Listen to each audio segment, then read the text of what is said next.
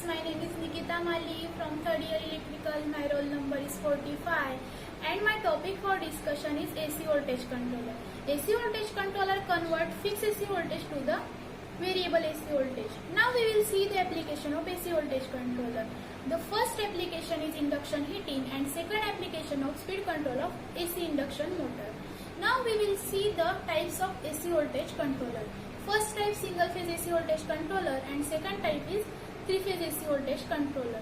Now I am going to explain the example of AC voltage controller. Please show the circuit diagram. In this diagram consists of two thyristor, thyristor 1 and thyristor 2. This is a primary winding of transformer and this is a secondary winding of transformer which is mutually connected to each other. The AC volt supply voltage is connected to the circuit which is equal to Vm sin omega t. This is a output load. इस output load के across का जो output voltage है इसकी waveform हमें बनानी है. अब इसकी फायरिंग एंगल है वो देखते हैं. फायरिंग एंगल यानी जिस एंगल पे थायरिस्टर गेट पे ट्रिगर पल्स प्रोवाइड की जाती है वो हमें शो की गई है. तो सेकेंडरी वोल्टेज जो है इनकी वोल्टेज जो है अपर की है 115 वोल्ट और लोअर की जो है 115 volt. It is equally divided. अब इनकी फायरिंग एंगल की वैल्यू देखते हैं. इस पे 3 कंडीशन है. जो फर्स्ट कंडीशन है only T2 is trigger at omega T is equal to 0, 2 pi और 4 पाई एक्सेट्रा. जो सेकंड कंडीशन है only T1 is trigger at omega T is equal to 0, 2 pi 4 pi etcetera. Third and last condition जो है T2 is trigger at omega t is equal to 0, 2 pi, 4 pi, etc. But T1 is trigger at omega t is equal to alpha, 2 pi plus alpha and 4 pi plus alpha. तो हम first condition देखते हैं. Only T2 is trigger at omega t is equal to 0, 2 pi, 4 pi, etc.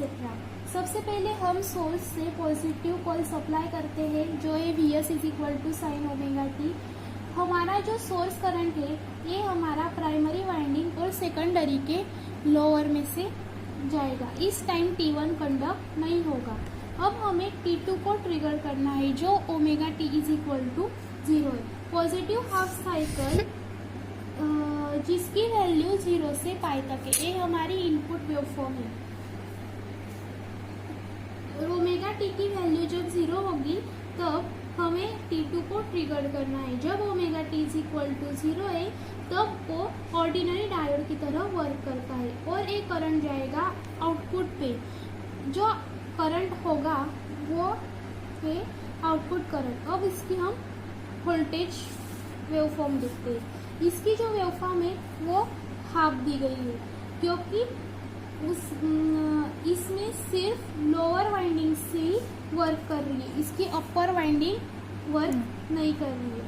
तो इसकी जो lower winding है वही सिर्फ वर्क कर रही है. अपर वाली वाइंडिंग वर्क नहीं कर रही है. इसलिए ये वेवफॉर्म इनपुट वेवफॉर्म के हाफ है. निगेटिव हाफ साइकिल में ये वर्क नहीं करती. अगेन पॉजिटिव हाफ साइकिल में ये वर्क करेगी इसकी तरह. तो अब हम इसकी सेकंड कंडीशन देखते हैं. Only T2 is trigger at omega T is equal to 0, 2 pi, 4 pi etcetera. अब हमें T1 को ट्रिगर करना है जब omega T is equal to 0, 2 pi और 4 पाई होगा. अब यहाँ पे क्या होगा सोर्स करंट फ्लो होगा. उस टाइम हमारी प्राइमरी और सेकेंडरी दोनों वर्क होगी. सेकेंडरी वाइंडिंग का जो वोल्टेज है उसकी सम हो जाएगी 115 plus 115 is equal to 230 volt. जब omega T is equal to 0 है तो थायरिस्टर 1 के गेट पे ट्रिगर पल्स प्रोवाइड करेंगे. थायरिस्टर कंडक्टिंग कंडीशन में आ जाएगा और करंट जाएगा आउटपुट को. इसका वेवफॉर्म देखते हैं. इसकी जो वेवफॉर्म है तो फर्स्ट कंडीशन में जो आउटपुट वोल्टेज था उसके डबल है क्योंकि इसमें जब थायरिस्टर कंडक्ट कर रहा था तब दोनों वोल्टेज रही है. जब इसमें थायरिस्टर कंडक्ट कर रहा था तब सिर्फ नीचे वाली वाइंडिंग वर्क कर रही थी. इसमें अपर वाली और लोअर वाली दोनों वाइंडिंग वर्क करती है. इसलिए ये फर्स्ट वाइंडिंग से डबल है. तो अब हम इसकी थर्ड कंडीशन देखते हैं। T3 is triggered at omega T is equal to 0, 2 pi, 4 pi etcetera, but T1 is triggered at omega T is equal to alpha, 2 pi plus alpha और 4 पाई plus alpha. इसमें जब सोर्स वोल्टेज जाएगा तो सबसे पहले thyristor 2 triggered होगा, यानी जब ओमेगा टी 0 होगा तब थायरिस्टर 2 ट्रिगर होगा।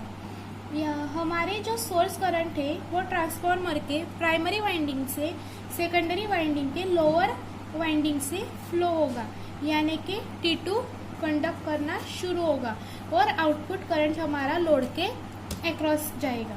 लेकिन जैसे ही हम कंडीशन को चेंज करते हैं, अल्फा एंगल के बाद अगर हम थायरिस्टर बन के गेट पे ट्रिगर पल्स प्रोवाइड करते हैं, हमारा T2 कंडक्ट करना बंद करता है और हमारा वोल्टेज जो सेकेंडरी पे प्रोड्यूस होगा वो प्लस में आएगा, यानी 115 प्लस 115 वोल्ट। इस टाइम पे जब हमारा थायरिस्टर 1 अल्फा एंगल के बाद ट्रिगर होगा तब T2 कंडक्ट नहीं करेगा, यहाँ से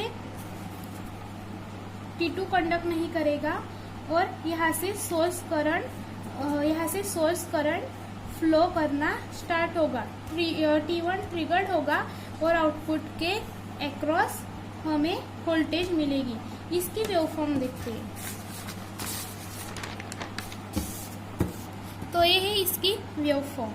तो जैसे ही omega T is equal to 0 आया तो थायरिस्टर 2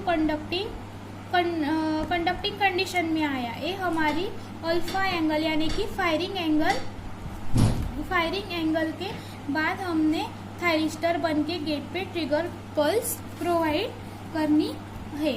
तो इस टाइम T2 कंडक्ट करेगा, लेकिन अल्फा एंगल के बाद T1 के गेट पे ट्रिगर पल्स प्रोवाइड की, तो इस टाइम हमारे T1 कंडक्टिंग कंडीशन में आएगा। तो उस टाइम वोल्टेज डबल हो जाएगा, जैसे सेकंड कंडीशन में हुआ था। तो निगेटिव में ये वर्क नहीं करेगा और पॉजिटिव में ये अगेन वर्क करेगा, जैसे इस वेवफॉर्म में किया था। तो ये रही थर्ड कंडीशन की वेवफॉर्म। Thank you.